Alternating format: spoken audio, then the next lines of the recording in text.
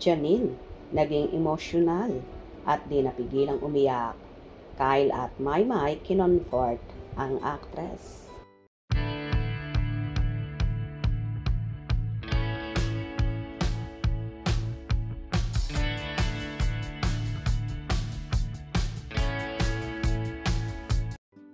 Hindi nga napigilang maging emosyonal at umiyak ang Asia's rising star at TV host actress na si Janine Gutierrez nang bigyan ng tribute ng ASAP family ang kanyang mga lolang namayapa na, ang Asia's Queen of Songs na si Miss Pilita Corrales at ang national artist superstar na si Miss Nora Honor.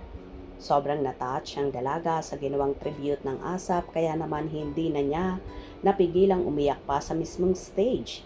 Agad-agad namang kinumfort ni Kyle Echari at Maymay Entrata si Janine, kung saan niyakap pa ni Maymay ang actress habang nasa bandang likuran naman si Kyle na todo support sa kanyang ate Nini.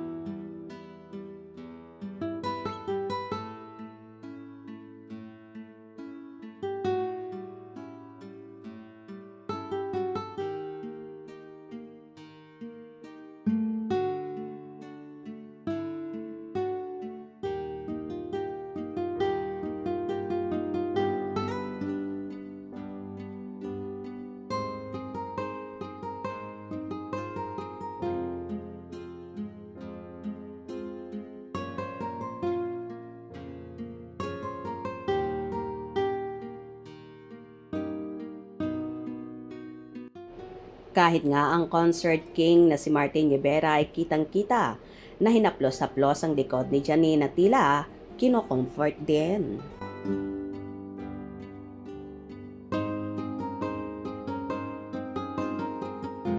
Masakit sa kalooban ng dalaga ang sunod-sunod na pagpanaw ng kanyang mga mahal sa buhay na si Mamita Pilita Corrales, Nora Honor at ngayon naman ay ang tinatawag niyang Tito Nong, ang mahusay na actor-director na si Ricky Dabao. Sobrang nakakadurog talaga ng puso ang nagaganap sa pamilya ni Janine na patuloy lumalaban at nagpapakatatag sa hamon ng buhay. Kumukuha sila ng lakas ng loob sa mga kaibigan, kamag-anak, sa mga taong nagmamahal sa kanilang pamilya at sa walang sawang sumusuporta, kina Pilita at Nora na simula noon ay nandyan hanggang ngayon.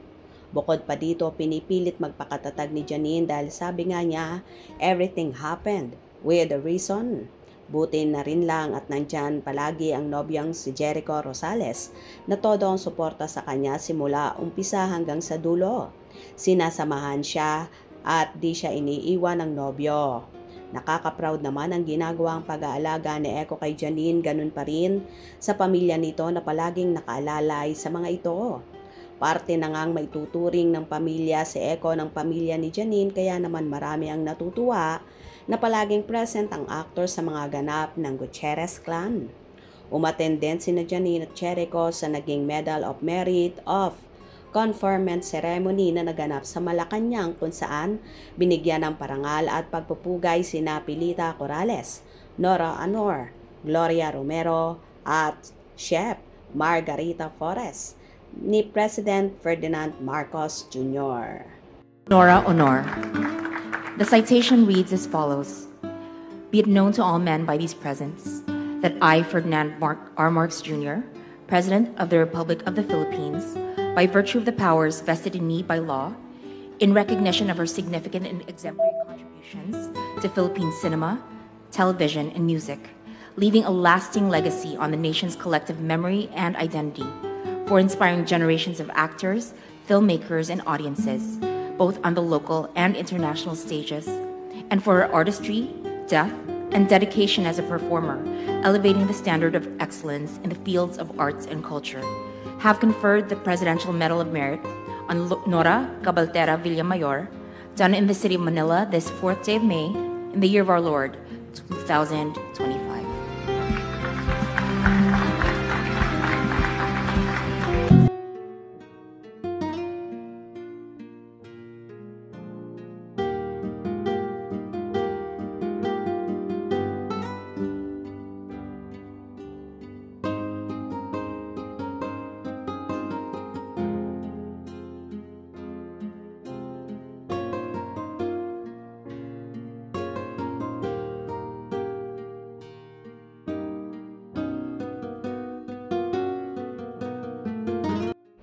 Anyway, so happy naman ang Econin supporters dahil nandyan palagi ang aktor na inaalalayan, inaalagaan at minamahal ng todo si Janine, ganun din ang pamilya ng actress.